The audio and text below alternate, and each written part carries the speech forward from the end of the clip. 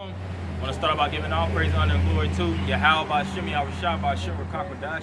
Double honors to the apostles and elders of Great Millstone. And shalom to all the Akim out there pushing the word in sincerity and in truth. This is going to be a quick lesson going into don't let up off the gas. Put the pedal to the metal. And that's the times that we in. This ain't the time to be letting up. This ain't the time to be doubting. This ain't the time to let the spiritual demon Satan get the best of you through your job, through your woman, through any type of element whatsoever, because this thing is boiling down to the ugly of things, man. You know, just like on the battlefield, you know, you might fight those many battles, but the more and closer you get to the nucleus and get to the heaviest part of controlling, that's the hardest part. Just think about even the earth. The earth has the outer shell, but the core, that's in the mantle. Well, it has the outer shell, it has the mantle, you know, but the core, that's the hottest zone of the earth. So we're boiling down to the core of things. And only the intense, the strong, the ones that are actually serious-minded will survive, and the ones that's been on play and that's been wavering and basically wavering and being all over the place, those are the ones that's going to fall by the wayside. All right, so this is the time to not slow down, basically go harder and harder and harder in this thing. All right, so this is Philippians, because Paul, he spoke the same thing, you know. Philippians 3:13. Brethren, I count not myself to have apprehended, but this one thing I do, forgetting those things which are behind and reaching forth unto those things which are before. Right, and it tells you in Ezra, basically cast off the things, the burdens that's holding and weighing down on you most. All right, it says, let not your sins weigh you down, neither let your iniquities lift themselves up. Certain things you did in the past, say for instance, you went off and you did an action worthy of death. Repent and keep it pushing, man. Put it in the back. Leave the past with the past and leave the present in the future where it's set, and push for that. Push to be a better man. Push to be stronger, wiser. Go harder in this thing. Pray more. Fast. Go to the Lord if you need help. If you feel like you're weakening up in this thing and your mind Satan is getting the best of your spirit, pray to the Lord for spiritual strength. Yahweh by Shema Shah, not the liar, Chazak. Give to me strength. Give to me wisdom, Chachama. Give to me knowledge, Yadai. You know, all these different things you have access to so that you become more stronger and fit and more built for the battle, man. And the men of the Lord, they always supplied us with that wisdom on how to make it to the finish line. So there is no excuses. It's all about using and utilizing the resources to the full capacity. All right? Continuing on. I press toward the mark for the prize of the high calling of the Most High in Yahweh Shah. So Paul spoke about pressing.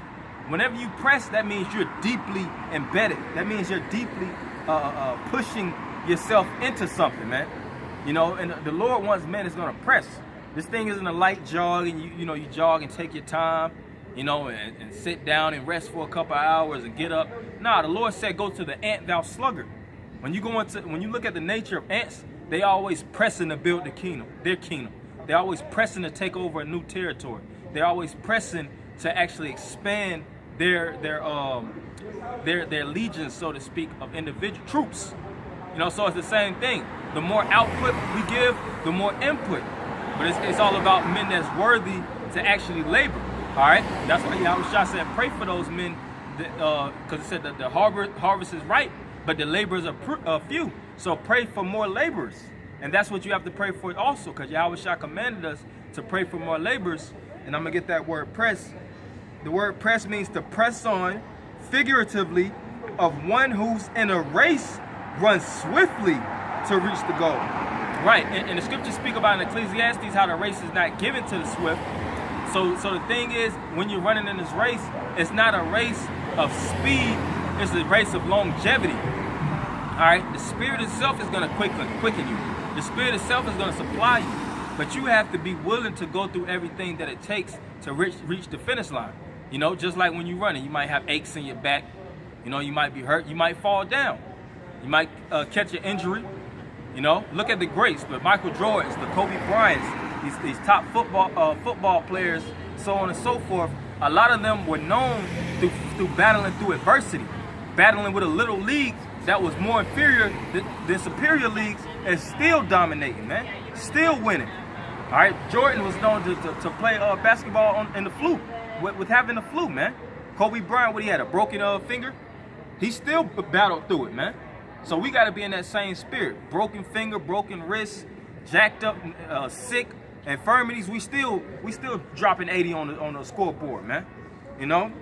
Continuing on, it says to pursue in a hostile manner. So this is the pursuit of happiness, so to speak. And it's the true pursuit of happiness, because we know the happiness and the bliss and all these things is going to come in the kingdom of heaven, but you have to pursue it in a hostile manner, meaning you got to be hot on the tracks of this truth. All right, the scriptures speak about actually running to Sophia, so to speak, and let her not go. You know, just like if it's a woman that you want, what you do? You get in that predator mode. Them eyes get low, you know, looking at her every movement, looking at how to cut her in and hit her with certain words that apprehend her. So-called, you know, grab her, so to speak, so that you'll actually have her as a property, so to speak, have her a part of you. So it's the same thing with the kingdom of heaven, and us making it to the finish line. We got to press in a hostile manner. We have to move with wisdom and don't overdo it. We have to make sure everything is done in decency and in balance. So continuing on, let us therefore, as many as be perfect, be thus minded, and if anything ye be otherwise minded, the Most High shall reveal even this unto you. And how would things be revealed? Because all things will be revealed through the furnace of the fire. And it says every man's work shall be tried through fire to show what manner of man it is. All right, that's how the veil is going to be pulled back, which the word reveal comes out of. All right, if you was building upon hay and wood, when the fire comes, it's going to be disintegrated. But if you was building upon silver, gold, precious stones, building in rubies, lodging all these things in your treasure chest, when the fire actually comes your way, it's not going to break you down, but it's going to make you better.